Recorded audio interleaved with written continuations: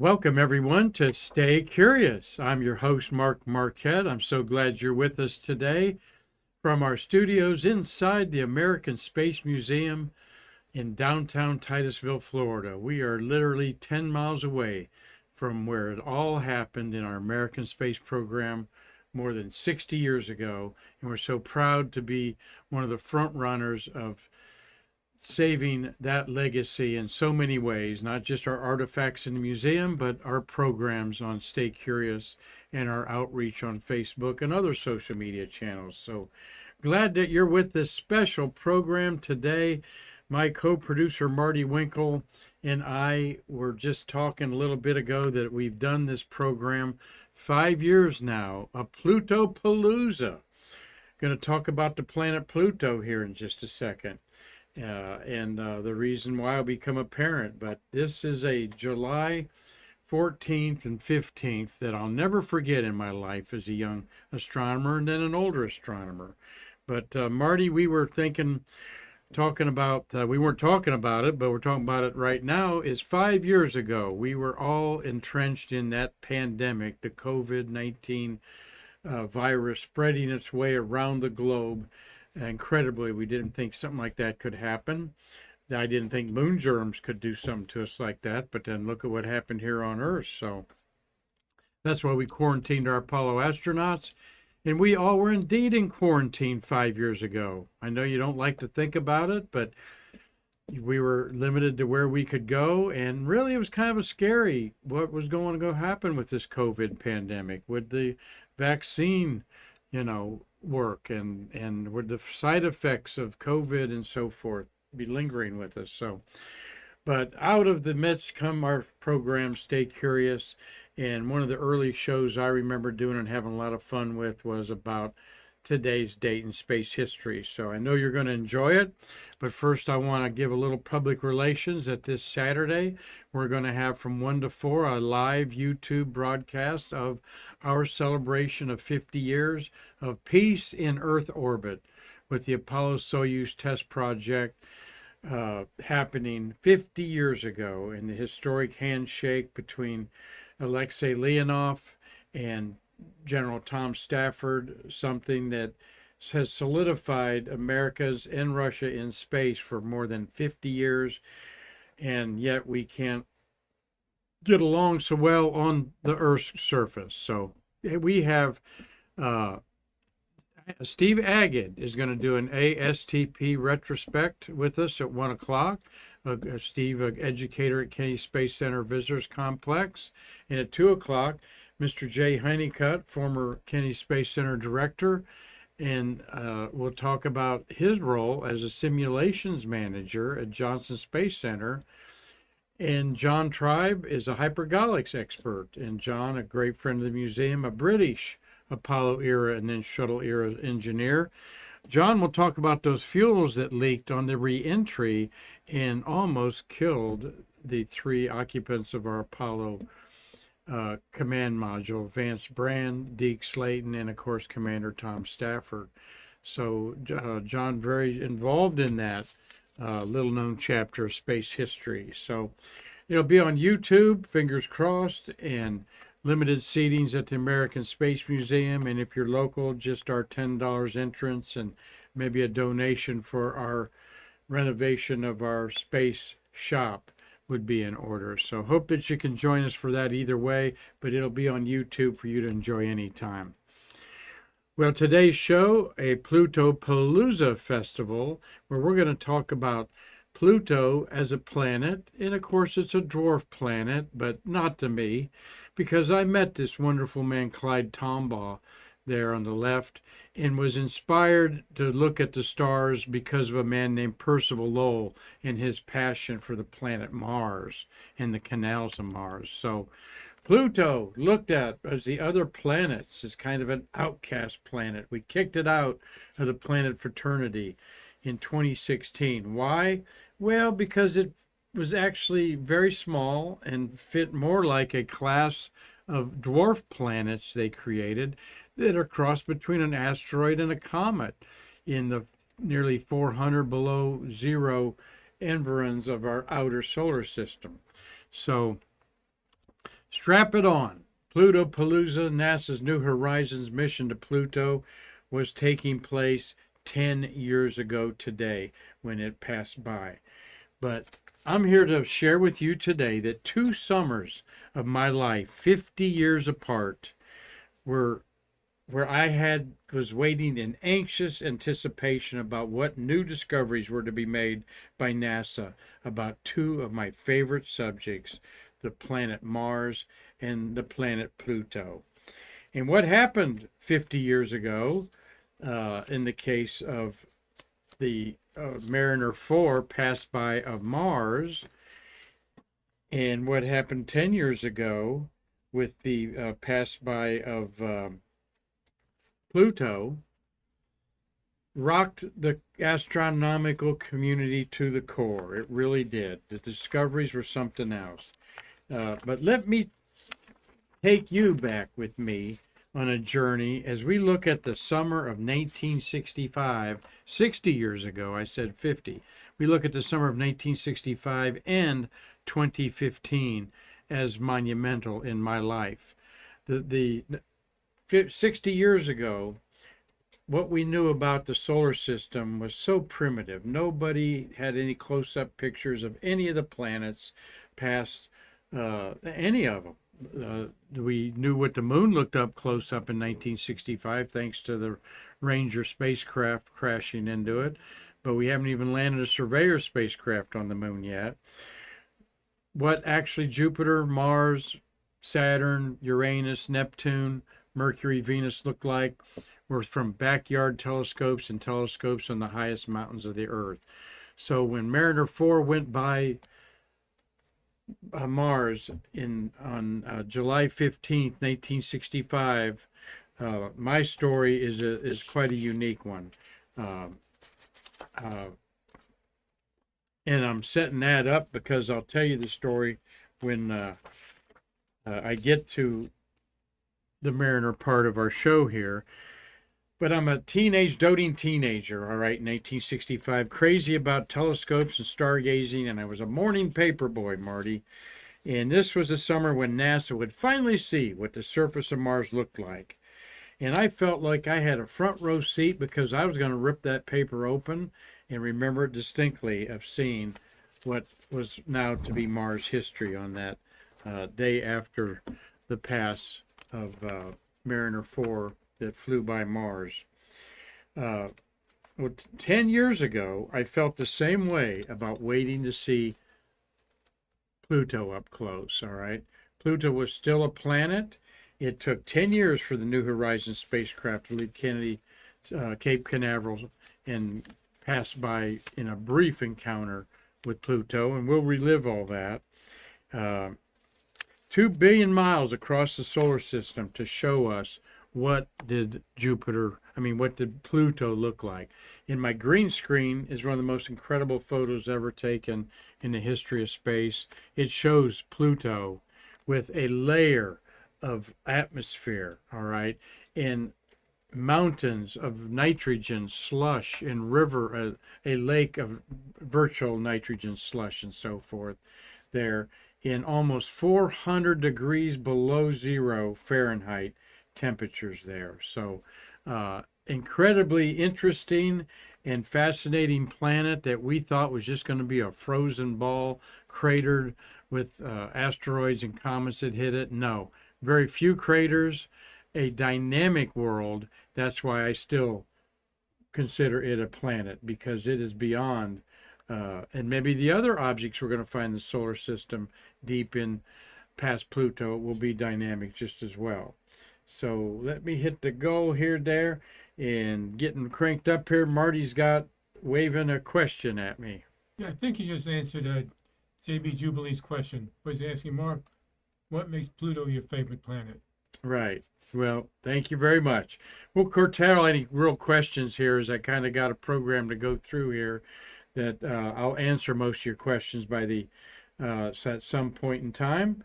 And thank you, Jubilee, for watching. Dean Babcock, you're going to enjoy this in Illinois. Robert Law, back watching tonight. He's been on a holiday. All right, Robert, he's up in Dundee, Scotland.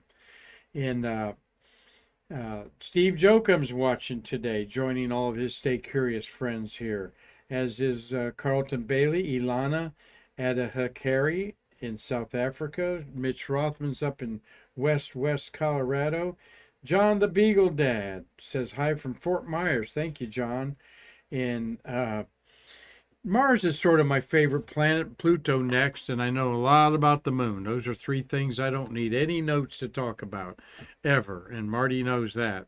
But let's look a little bit about the New Horizons and then compare it with the discoveries that were made 60 years ago about Mars. But it's just so thrilling to look back in those days, and they were the days before girls, by the way, 14, 15 years old, when I was like, just crazy, waiting for it to get dark in Findlay, Ohio, up in northwest Ohio, so I could drag my telescope out. Of course, I had it out most of the night, most of the day, getting ready, and my planetary, my charts, and what I was going to look at that night, and my buddy Hal Paul and Greg Shotland, who I still converse with about astronomy. Just a great time to grow up and be obsessed with something, and I hope you shared that. Maybe that was your sports, baseball or football.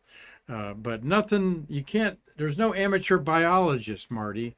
All right, there's nobody cutting a frog apart in the backyard and asking people to come and see it, or an amateur chemist whipping together a bunch of stuff on the street. But I have done street stargazing many, many times. Just throw out a telescope somewhere, particularly with the moon up, or the planets Saturn and Jupiter, and you can attract a crowd pretty quick. So that's why I was excited. What was on Mars? Were there going to be forests? Was there going to be great lakes? Were we going to see tributaries and rivers on Mars? And then about Pluto. What was it going to actually look like? I had a hunch it was going to be something very, very different, and it turned out to be. Thus our Plutopalooza today. Well, there are small objects called asteroids in between the orbit of Mars and Jupiter, and Vesta and Ceres are the biggest ones in that belt. And Ceres and Pluto, in comparison there, both now called dwarf planets, because Ceres, though it's much smaller than our Earth's moon showed there, and Pluto's even smaller than our moon, it has an active atmosphere also, and some neat features on it, and we'll talk about that one day. But you can see Ceres and Vesta with a pair of binoculars in your light polluted backyard. You'll be surprised that Pluto's about half, much smaller than the moon. And that was the best photo that the Hubble telescope could take of Pluto before New Horizons went by it. And again, I love giving comparisons because where Mars is so big in our mind and imagination, it's only half the size of Earth. Our moon is a quarter size of Earth. And look at Pluto, and the other object by it is its moon, Charon, Charon. Pluto, the god of the underworld, all of its moons, and yes, it's got 4 other moons, incredibly, were named by creatures of the underworld, okay, so to speak. So Pluto, there with the great our great country there, and a beautiful photo from space, and its moon Charon have the same 1:4 ratio diameter, and we are the most dynamic planet in the solar system, with our moon maybe helping us be who all we are, because it's 1/4 the size of it. No other ratio is bigger than that. And then you've got Charon. It is 1/4 the size of Pluto, and they interact with each other. And we've got evidence of photographs where they actually exchange nitrogen gases back and forth, frozen, of course. Here's the New Horizons spacecraft and an artist's conception of what it would look like possibly on Pluto, and this artist was not far wrong. 10 years and 3 billion miles, where it takes 2 hours to get a signal back from Pluto. And now Pluto would occasionally cut into the inner solar system. It was actually the 8th planet, and Neptune was 9th, as it cut in the orbit of Neptune for about 20 years back in the, I think, 70s and 80s. And but it went past Jupiter, did not go by Saturn, but got some energy sling from Jupiter, tested all of its instruments. Then it flies by Pluto at 30,000 miles an hour.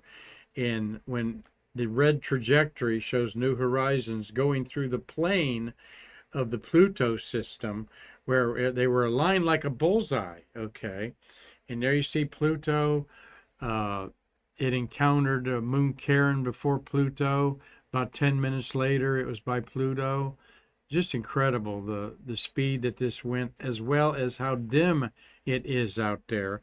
All this NASA technology, slewing or moving the camera to compensate for the speed of the spacecraft. And then the very sensitive, this is 2015, 10 years ago, and the whole spacecraft was developed and launched in 2005. So that technology is around 2000. So this was the infancy of CCD cameras. If we could put a camera, today's camera, on New Horizons, we would even gotten better pictures. So Marty, you dumped me 10 years ago, but now you're driving by my house real slow, huh? Did you ever do that to a girlfriend, Marty? Drive by slowly? No. After they broke up with you? No. I believe I've done that a time or two, just to see who was in the park in her driveway. They never broke up with me. They never broke up with you. Marty's so charming, nobody ever broke up with him. But that's the way we feel about Pluto. You dumped me in 2016. Okay. But 2015, we flew by and saw this wonderful heart-shaped object named after Clyde Tombaugh, the astronomer who discovered Pluto, called the Tombaugh Regio, the region of Tombaugh. Well, one book that was so influential to me as a young teenager, 12, 13 years old, I bought this book from Scholastic's Journal of the Weekly Reader, Marty, the Summer Weekly Reader, that many of you out there, baby boomers, if you are, got. I forget how often it was, but you paid like $1.50 and you'd get the Weekly Reader sent to your house. And that was such a connection with school and so forth, hitting the mailbox in there. That and the Highlights magazine was kind of an educational magazine that my grandma got for us. Remember the Timber Toes? There was a cute little cartoon in there in Highlights magazine. They also had one with Goofus and Gallant, Marty. You'd be Gallant and I'd be Goofus, so you could figure out what that was about. So The Search for Planet X by Tony Simon. Many of us budding amateur astronomers read this. It was the story of an astronomer named Clyde Tombaugh finding this planet at the request of of a public astronomer and a very wealthy person called Percival Lowell. There is Tombaugh about the time he discovered this. Grew up in Nebraska, I believe, built telescopes like I did as a boy. Here is the camera that he used, a telescope camera, to take slides. And yes, they even have photographic film. It was glass plate slides. And that arrow in the middle, right there, and there's another one on the other plate, is the same region of the sky taken days apart, where it showed Pluto moving among the stars. And this is called a technique is a blink microscope, where you take pictures through a telescope and 6 months later take the same region of the sky. Of course, that'd be in the daylight. You get close to that. But you would compare if anything moved on it by looking through microscope at the two plates and going back and forth, and something would jump out. It was moving, and that was in the solar system. And so Tombaugh discovered a lot of asteroids and a few comets before he figured out that this one had to be the Planet X that Percival Lowell had instructed him to find by a mathematical equation. Lowell felt that the planet Neptune was being perturbed by another planet further away. And he made all these calculations, and it was to be in the constellation Gemini. And that's where Lowell actually found it, but it was it was luck. It was pure luck because Pluto's not big enough to influence Neptune in any way. And today we still look for a planet X, Marty, that could be way, way further away than Pluto, or we would have found it by now, that is so dark but it might be big and causing the orbit of Neptune to vary just a little bit, according to them.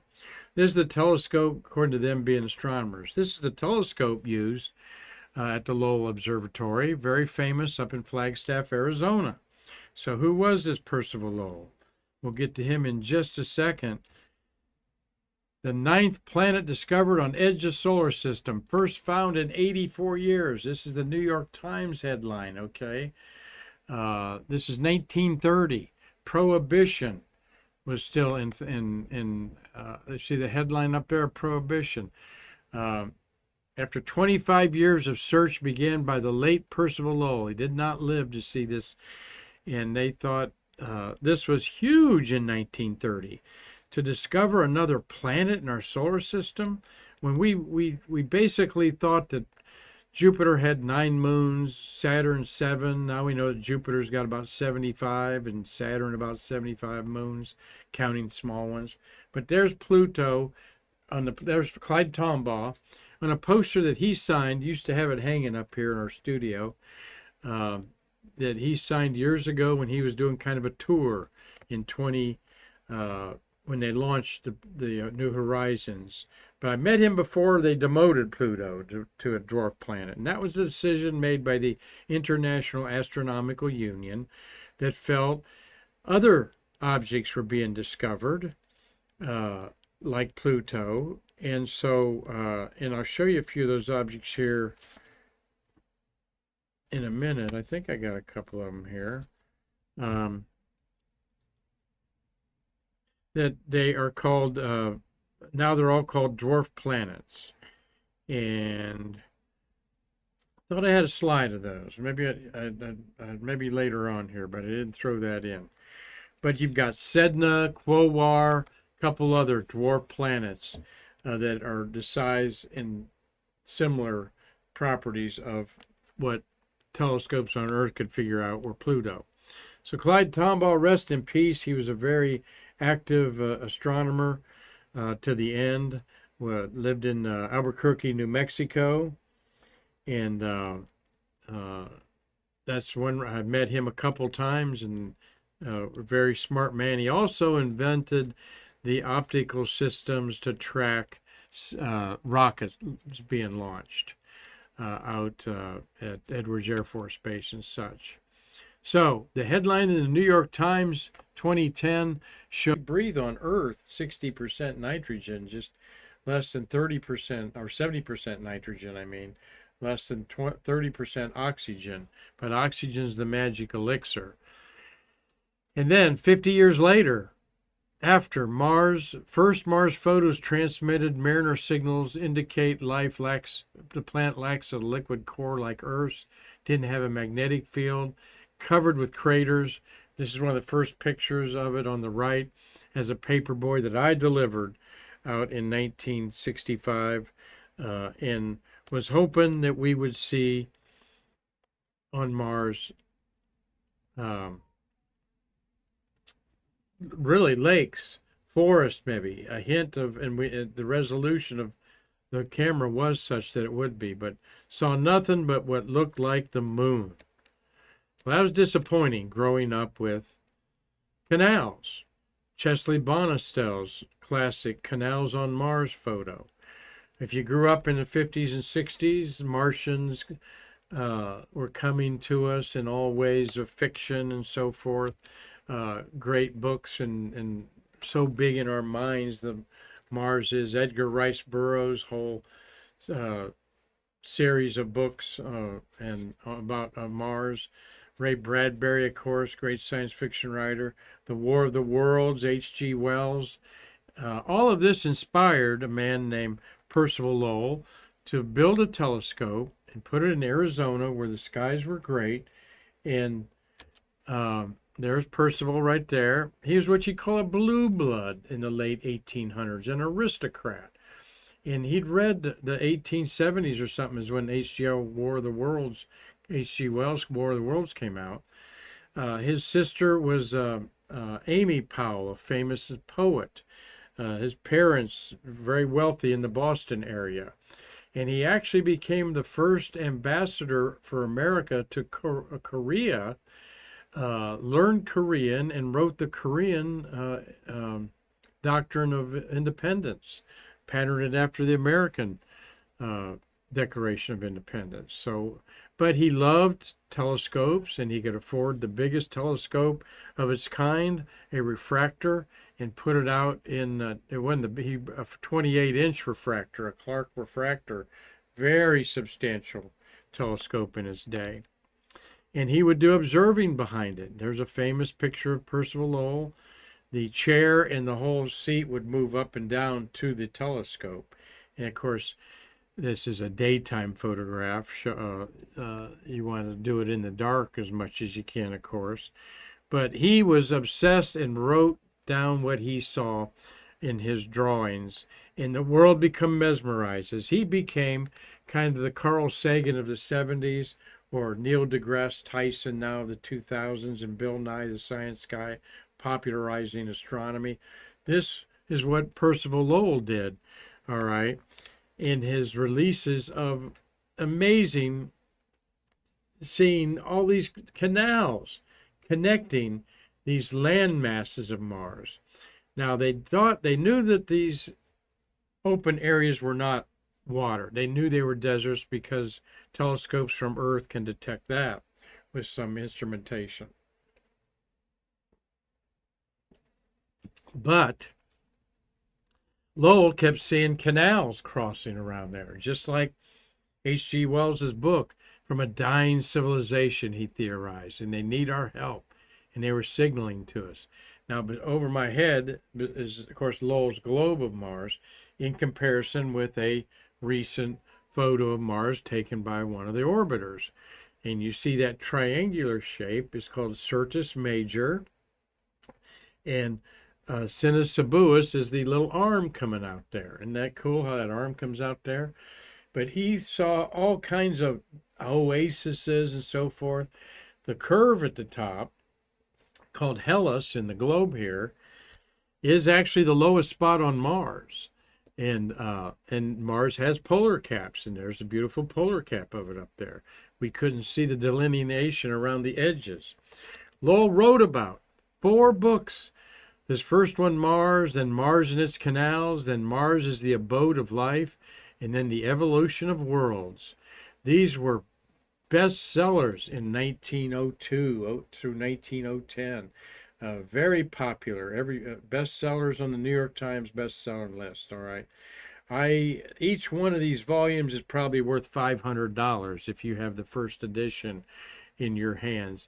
I remember ordering the Mars is the Abode of Life from the Columbus, Ohio library, and had it sent up to my Findlay, Ohio library as a kid doing a science project on Mars. And that was a big deal. And them to trust me with a $500 book. Of course, they didn't really think of it that way back then.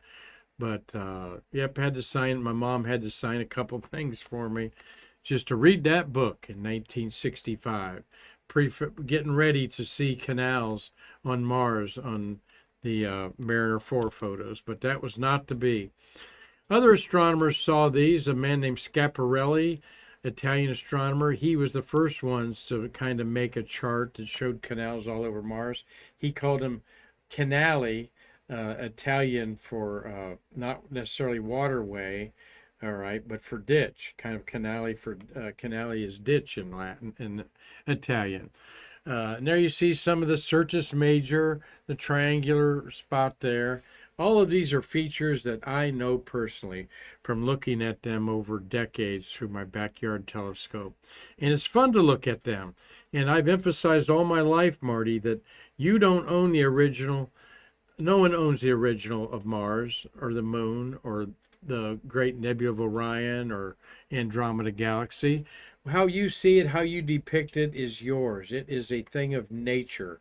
Like nobody owns a tulip or a a butterfly, okay? You see them, enjoy them. You could write a poem about them, take a picture, make a sketch, write an essay, do like I did, book reports about what we were talking about Mars before the NASA spacecraft basically shattered all those images. So this is my sketch of Mars I did in 1988. Over some years I've done sketches, but this is the year where I really wanted to make my own map of Mars, okay, through an 8-inch reflecting telescope. Very small, not very big. $300-400 telescope at the time. Didn't even have a motor on it to move it. I had to push it around. I did see over in this Solar Lacus, and over on the right side, the eye of Mars, I did see right there some kind of features that looked like. But in my classes and studies and stuff of Mars, I found out that these were optical illusions, like most people thought they were, caused by the lighting in the Earth through the atmosphere and so forth. I even took a map of Mars and had a classmates draw it, and where I erased Mars and made some erasure lines and so forth, they interpreted that thin erasure mark from 10 feet away as being part of Mars. And here it was, not just part of the paper in there. So I guess to brag a little bit, but yep, I've made my own map of Mars. And as you see, it don't stack up too bad to what we've got today. So that Saturday morning, when I got the Courier newspaper and whipped it open, this was the picture that was seen, as well as the other one. This was a giant crater on Mars that shattered everybody's hopes and dreams that Mars would have canals, forests, lakes, or a bunch of people waving back at us saying, "Hi, Mariner 4, how you doing?" And it even got worse, as like in 1969, 4 years later, Mariner 6 and 7 flew by Mars and showed even more cratering. And then Mariner 9 was the first one in 1971 to be orbiting Mars and just showing us finally discovered the giant volcanoes. If this had gone over the volcanoes, Marty, or the big, which one volcano is 13 miles high, Olympus Mons, the tallest in the solar system, or if it had gone over the gigantic from LA to New York Grand Canyon on Mars called Valles Marineris, we may have gotten a more ambitious program to Mars, but instead it showed it to be boring, very cold, the surface temperature more like Antarctica, 50 below zero, than anything you'd be comfortable in. So the dreams were shattered, but Mars and Percival Lowell and Pluto are always connected, as it was Lowell who started the search for Mars. Okay. Now, what have I got next here? Oh, I wanted to show you, since we're talking about Mars, again, this is the south is top on this. South is to the top on this because it inverts your image in a telescope, upside down, left to right. So this is a map someone put together of where's Perseverance. There's Perseverance over by that famous V of Syrtis Major. And Curiosity is not too far away either, as you see there, our active SUV-sized rovers. You see where the two Vikings landed in 1972. We're celebrating, 1976 is the celebration of those next year, 50th anniversary of that. Pathfinder was the little rover that played a key role in the movie The Martian. And Opportunity and Spirit there, okay? And Insight drilled into. There's also Phoenix, the Mars Polar Lander up there at the top, that actually found beneath its exhaust of its engine blocks of ice. All right, a lot of water frozen on Mars.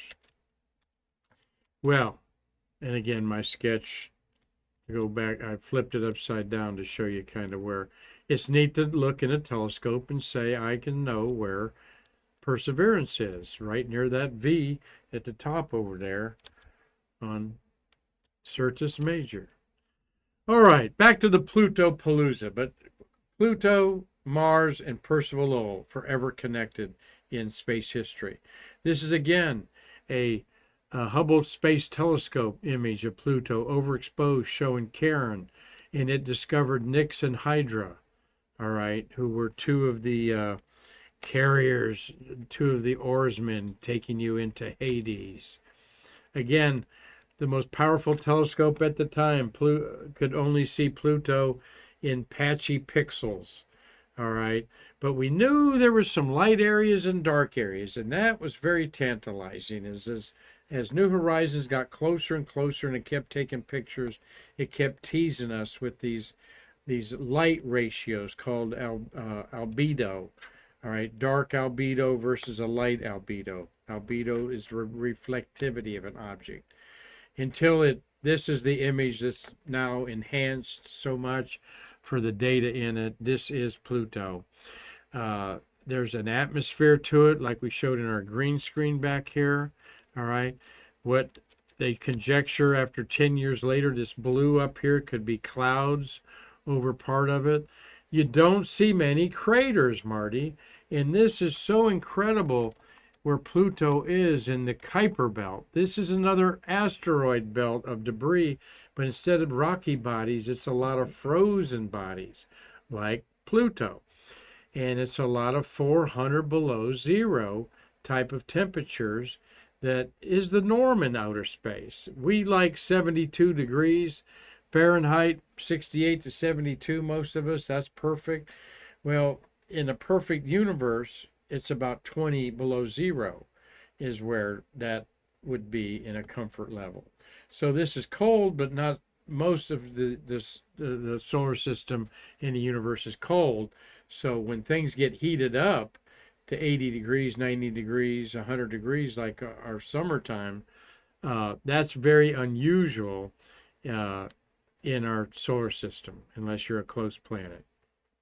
But because we don't see craters, that means this surface has been resurfaced over and over by some sort of natural planetary event taking place. What is that event? We don't know. Well, we obviously see this slush lake called Tomball Lake that is slushiness. I got another close-up picture or two here. There's that beautiful.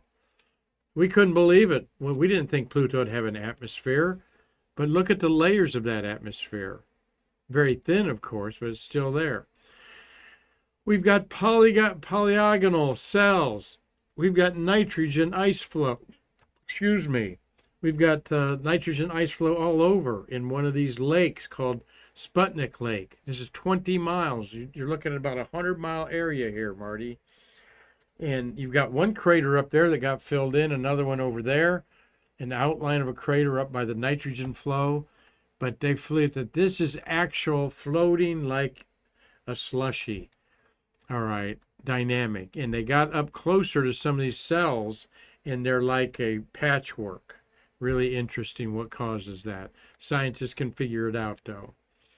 And then informal names of features on Pluto. Now, we only got to see about 2/3 of Pluto because it did not orbit it. It flew by.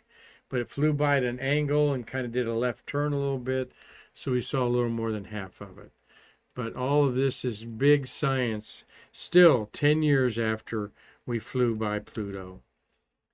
Look at these polygonal cells there in this close-up. Just amazing. It's like a shoreline of something on there. We've never seen anything like this on any other planet or moon in the solar system. Again, a brownish area. Is this a cryovolcano, they suspect? Cryo meaning sub-zero, the spewing ice instead of lava coming out of the inside of Pluto. So incredible. Yeah, it's going to take 9 years to get there. And we're not even building another probe. So it'll be 50 years before something flies by Pluto again to show us these close-up imagery. Happened today, folks, 10 years ago today. New Horizons, one of the fabulous machines of NASA built. And the New Horizons passed by another object. I don't think I have a picture of it to show you, but we need that. But it went by another object in this. It had two lobes together. That was very fascinating. And then it's targeted to another object in the Kuiper belt, and that it might pass. There's several that it's trying to figure out.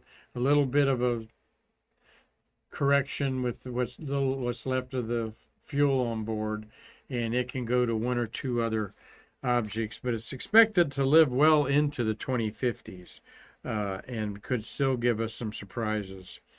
We need to know why Pluto's more active than some of the moons of Neptune that are 2 billion miles away from the sun and closer. Are there other dwarf planets like Jupiter, like Pluto, just as active as this amazing object? We'll have to find out. If it looks like a planet and walks like a planet and talks like a planet, yep, it's still a planet, Marty. It'll always be a planet in my heart, and it's even got a heart on it there. Here is the Pluto system shown again in relationship to Earth. You got Pluto, Charon, Hydra, Nix, Styx, and Kerberos, all creatures of the Netherland of Hades. Some of them were boatmen that took you to Hades or hell. Now, what between the two objects here, you see the top of Charon has some darkness on it. That darkness actually came off of Pluto. They think that they're interacting some of their materials somehow. Well, two of the above objects are the moons of Pluto. One is a raisinette. Marty, which one do you think's the raisinette? 1, 2, and 3, left to right. 2. 2? Nope. That's Hydra, and the other one's Nix on the left. The raisinette is on the right. But this is what these moons look like. Hydra and Styx there. They're obviously captured objects that didn't coalesce into a ball, leftovers of our solar system. There's Pluto and Charon, you see with her yellow or dark copper top up there, and Pluto with the same. And so something's happening between these closely related objects, and I don't know if we'll ever find out in the next century there. Let's see what questions we've got here. My daughter Jessie, we like that, Jessie, and she said challenge her first place spot. All right, Dean Babcock, thank you very much. Yes, a show about Saturn. Okay, we can arrange that. Cassini was the name of the probe, and it still has science. So as 10 years later, they're still harvesting the data of Pluto. Cassini orbited Saturn for 12 years. So think that you like these type of programs. In RG Jubilee says, could Pluto's moons be possibly put to change in weather panel?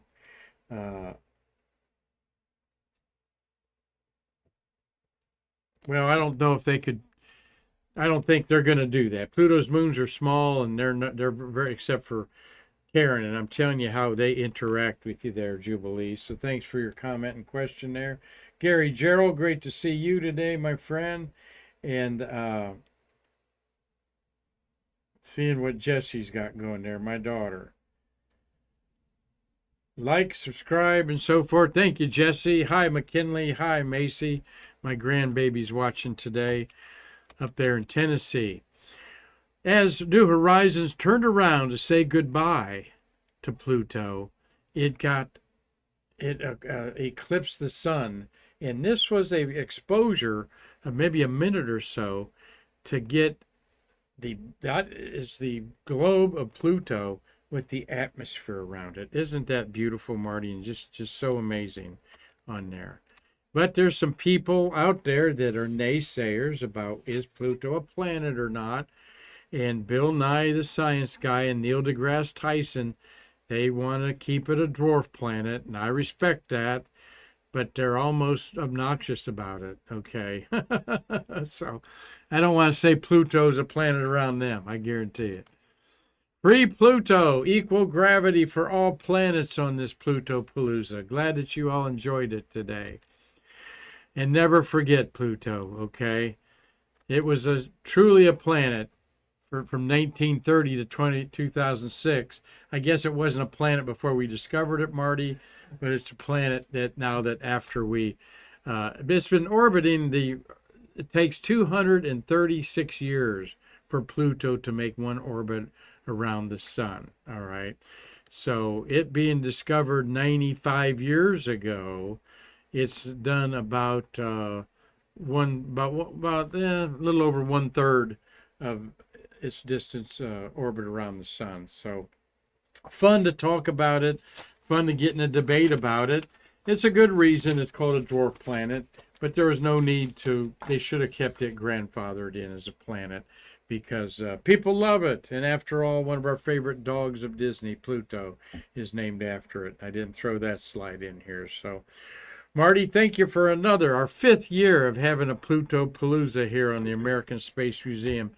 And we hope that you all enjoyed that and hope that you enjoy our tribute to Peace in Earth Orbit Saturday, celebrating 50 years of the Apollo-Soyuz test project. So tomorrow we'll rack up some space news. The Axiom 4 crew scheduled to splash down about 5 in the morning our time, 5:30 in the morning our time in the Pacific Ocean, so you want to watch that, and we'll update you on all that news. There's other news and views to keep you staying curious. Until next time, I'm Mark Marquette saying, I can't wait to see you again to bridge the space between us.